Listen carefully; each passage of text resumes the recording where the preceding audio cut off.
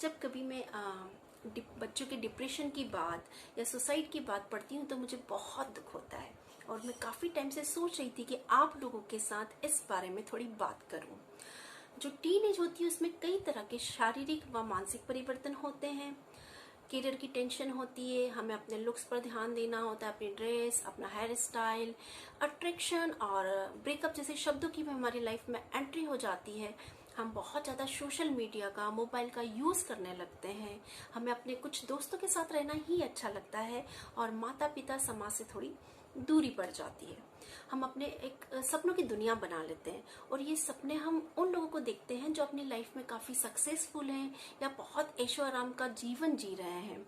हम उस जीवन को तो देखते हैं लेकिन उसके पीछे का जो स्ट्रगल होता है, संघर्ष होता है, वहाँ हमारी नज़र नहीं जा पाती है।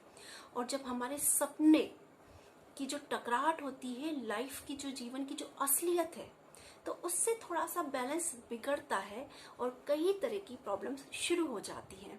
तो आज मैं कुछ ऐसे ही बात आपके साथ करना चाहती हूँ। सबसे पहले मैं बात करती हूँ माता पिता की। इस उम्र में आप बच्चों को लगने लगता है कि हमारे माता पिता हमें समझते ही नहीं हैं, उन्हें बताने से मतलब ही नहीं है। अगर हम उन्हें बताएंगे तो वे हमें रोकेंगे, मना करेंगे या फिर एक लंबा चौड़ा सा लेक्चर दे देंगे। इससे अच्छा है कि उन्हें बताओ ही मत। और हम धीरे धीरे झूठ बोलना, बातें छिपाना शुरू कर देते हैं। अब जब हम एक बार, दो बार, फिर एक लंबी सी सीरीज सी मतलब एक क्रम सा बन जाता है झूठ बोलने का। अब उसमें क्या होता है कि हमारा डर भी खत्म हो जाता है। पहले तो कभी हम कोई काम करते थे तो हमको ये डर रहता था कि यार मम्मी पापा को पता लग जाएगा। अब तो हम झूठ बोलने में एक्सपर्ट हो गए हैं तो हमारा डर भी खत्म हो गया है। और ऐसे में हम बहुत सारे गलत काम करने लग सकते हैं। उस वजह से क्या होता है कि कभी कभी हम किसी मुसीबत में पड़ सकते हैं, हमसे कोई गलती हो सकती है। अब हम पेरेंट्स को तो बता नहीं सकते हैं क्योंकि हमने उन्हें कुछ बताया ही नहीं है। अब हमें उनसे छुपाना है और इस मुसीबत से भी निकलना है, तो हम किसी और की मदद लेंगे। देखिए, जो दुनिया है ना, वे अच्छे और बुरे लोगों से भरी हुई है। अगर आपको मदद करने वाला कोई अच्छा है तो कोई बात नहीं, लेकिन अगर आपने जिन लोगों से मदद मांगी है वे लोग अच्छे नहीं हैं तो वे आपका फायदा उठाएंगे और आप एक मुसीबत में फंसते चले जाएंगे। तो मेरा ये मानना है कि आपको जो ये आपकी आदत हो जाती है ना, हर छोटी छोटी बातें पेरेंट्स से छुपाने की, ये नहीं होना चाहिए। आपके जो पेरेंट्स होते हैं ना, वे आपको बहुत बहुत बहुत प्यार करते हैं। जब वे आपको पहली बार हाथ में लेते हैं ना, तो उसके बाद से उनका जो जितनी भी सोच रहती है, उनका जो पूरा जीवन है ना, आपके इर्द गिर्द ही घूमने लगता है। वे आपको एक अच्छा जीवन तो देना चाहते ही हैं, लेकिन एक सुनहरा, एक सुरक्षित भविष्य भी आपको देना चाहते हैं। और इसी वजह से वे कई चीज़ों के लिए आपको रोकते हैं, जैसे कि ये ड्रेस मत पहनो, पार्टीज में मत जाओ, बाइक बिल्कुल नहीं चलाना है, कार ड्राइविंग नहीं करना है, और भी कई कई सारी बातें। देखिए, हो सकता है कि कई चीज़ें आपकी सही हो लेकिन पेरेंट्स नहीं समझ पा रहे हो। तो हमें क्या करना है कि पहली बात, गुस्सा नहीं करना है और जवाब नहीं देना है। हमें ये ध्यान रखना है कि ये वे लोग हैं जो हमें दुनिया में सबसे ज़्यादा प्यार करते हैं। इसलिए हमारा इतना तो बनता है ना कि हम उनकी बातों को ध्यान से सुने और समझने की कोशिश करें। और हाँ, अपनी बात जरूर रखें। अपनी बात उनके सामने रखने की आदत डालिए। हो सकता है शुरू शुरू में वे नहीं समझेंगे, लेकिन धीरे धीरे धीरे वे समझते जाएंगे। कभी हमें ऐसा लगने लगता है कि इनका जमाना अलग था, आजकल का जो माहौल है वो चेंज हो गया है, लोग ऐसे ही कपड़े पहनते हैं, ऐसे ही रहते हैं और यही उनको करना होता है। तो भाई, अगर ऐसा कुछ हो गया है तो आप उन्हें समझाइए, उन्हें सिखाइए कि नया क्या चल रहा है, क्या क्या चीजें नई आ गई है, कैसा रहन सहन है, क्या करना होता है, उन्हें भी बताइए। देखिए, जीवन में आगे बढ़ना है ना, तो उनको साथ लेकर आगे बढ़िए, तो आपका जीवन भी बहुत सुरक्षित हो जाएगा। और लाइफ में कभी आपको मुसीबत हुई ना, कभी भी कोई तकलीफ हुई, तो आपके साथ एक बहुत बड़ा सपोर्ट रहेगा दुनिया का, वे हैं आपके पेरेंट्स, और जिनको साथ लेकर आप दुनिया की हर मुसीबत का सामना कर सकते हैं। तो पेरेंट्स के साथ थोड़ा सा तालमेल बढ़ाइए, उनसे बातें शेयर कीजिए, अपनी बातें उनके सामने रखने की कोशिश कीजिए, उनकी बातें भी समझिए और उनको अपने दोस्तों के बारे में बताइए, अपनी योजनाओं के बारे में बताइए, तो शायद आपके लिए, उनके लिए बेहतर होगा। दूसरी चीज, इस उम्र के बच्चे कुछ नई नई चीजें ट्राई करने लगते हैं। देखा जाता है कि स्मोकिंग, ड्रग्स है, अल्कोहल है, ये चीज भी हम लोग शौकिया तौर पर कभी लेना शुरू कर सकते हैं।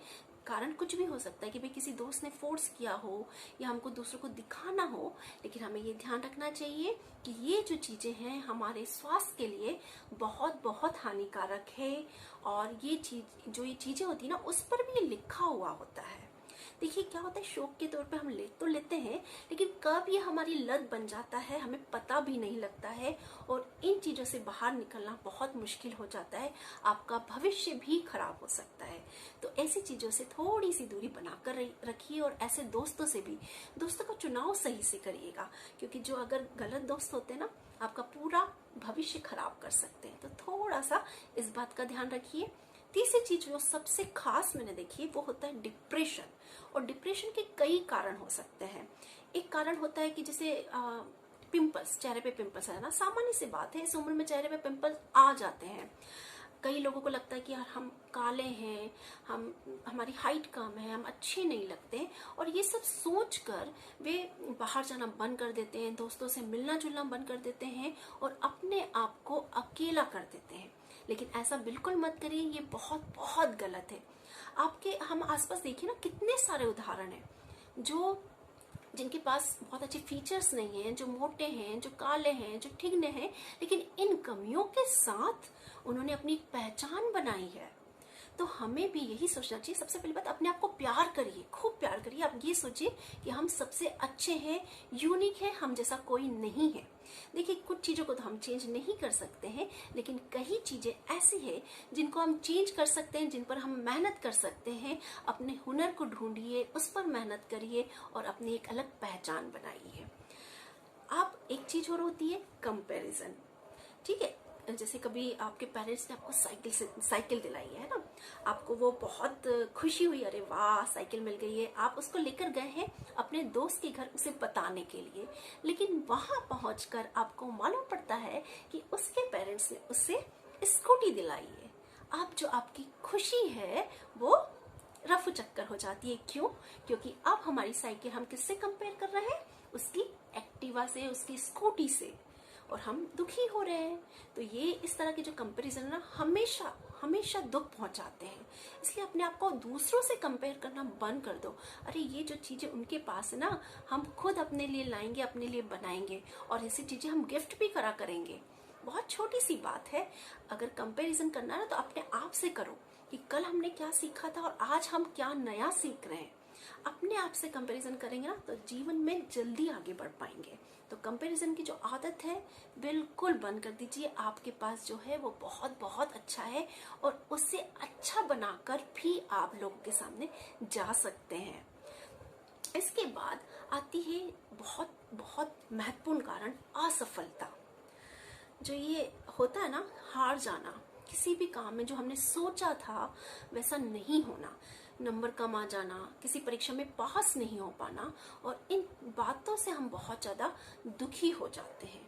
हमें ऐसा लगने लगता है कि हमारा जीवन खत्म हो गया है, हमें कोई रास्ता नजर नहीं आता है, बिल्कुल निराश हो जाते हैं, और ऐसे में चुपचाप बैठ जाते हैं। बिल्कुल पता नहीं क्या हमारे दिमाग में, क्या क्या ख्याल हमारे दिमाग में आने लगते हैं। तो जब आपको ऐसा हो तो आप आसपास अपनी इस प्रकृति को देखिए ना। ये प्रकृति में क्या होता है, सुबह दिन हुआ भाई, शाम हुई, फिर रात हुई, लेकिन फिर से दिन हुआ कि नहीं। इसी तरह से क्या होता है, तेज बारिश होती है, धूप भी होती है, बहुत ठंड भी पड़ती है, और सुहाना मौसम भी मिलता है। तो ये प्रकृति हमें सिखाती है कि जो हमारा जीवन भी है ना, वो इसी तरह का है, उतार चढ़ाव, सुख दुख से भरा हुआ, सफलता असफलता से भरा।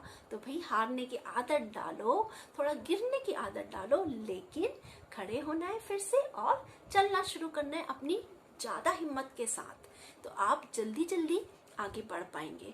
बिल्कुल भी घबराइए मत, चाहे कितनी भी बड़ी मुसीबत आ जाए उसका डट कर सामना करिएगा। आपको जिम्मेदार बनना है, जिम्मेदारी नहीं। शौक कर सकते हैं लेकिन लत नहीं बनानी है। सम्मान करते रहना है तो सम्मान मिलता रहेगा। आपका जीवन जो है बहुत ही अनमोल है, अमूल्य है। इसे बहुत मस्ती से, खुशी के साथ जिए, लेकिन थोड़ी सी सतर्कता, थोड़ी सी होशियारी, सावधानी और भविष्य के बारे में सोचते हुए, अपने पेरेंट्स का, अपने बड़ों का सम्मान करते हुए इस जीवन को हमें जीने की कोशिश करना है।